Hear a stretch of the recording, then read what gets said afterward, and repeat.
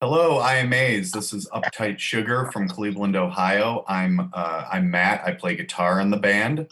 I'm Mike. I'm the utility guy, keyboards, guitar. I did a lot of the production work. I'm Dave, and I sing. He's Dave, and he sings. We're super honored. The primary songwriter too. The primary songwriter. Big part of it. When they let me. Right. We're super honored to be nominated in this year's awards for Best EP for our sophomore EP, I'm Okay, You're Okay, and subsequently in the Best Producer category with our main man here, Mike Murray. And we just wanted to do a little bit of Q&A. So question one, describe the moment you first learned you were nominated for an IMA. Who did you tell first? Dave? This one was so easy because you always tell your wife first, always. That's a rule you learn very early on. Always tell the wife first. Yes, wives and girlfriends. I did the same thing. Yeah, I was at first I sort of let it sink in. I was like, I wasn't even sure what to think, or I didn't read up on it right away, and then I sort of sunk in, and I told the wife, and I was like, this is kind of out of left field, but check it out. She was pretty excited. Yeah. Question two, what does this nomination mean to you as an artist and for your career? Dave?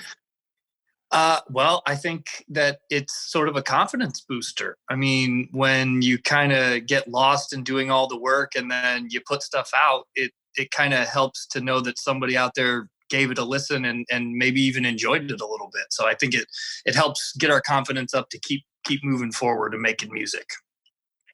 Couldn't agree more on my end. Absolutely. Totally agree. Question three, describe your work in 5 words. This one is an absolute no-brainer.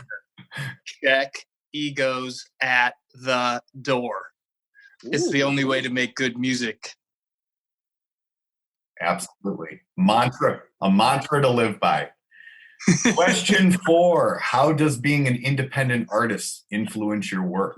Creatively, is it more liberating or challenging? I would definitely lean towards the more liberating side. I mean, it's like if you are being put to work on an exact task, you know what you're supposed to be doing. That's one thing, and that's cool.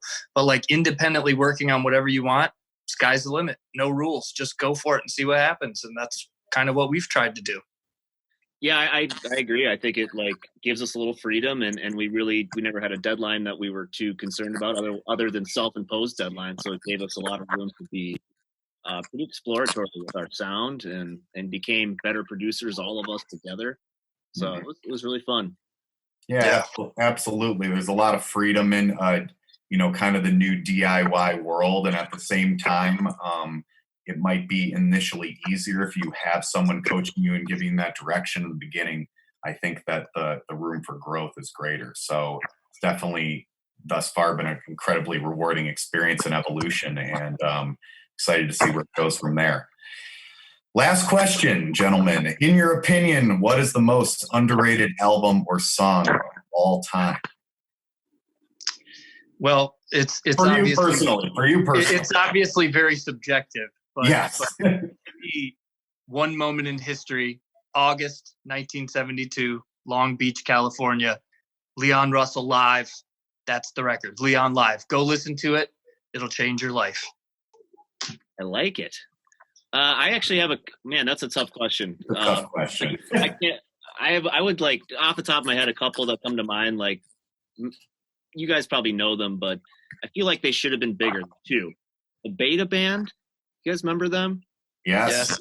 And another band called the Red Walls, who I both. Yes. When I first heard them, I was like, well, these guys are going to be famous any day now.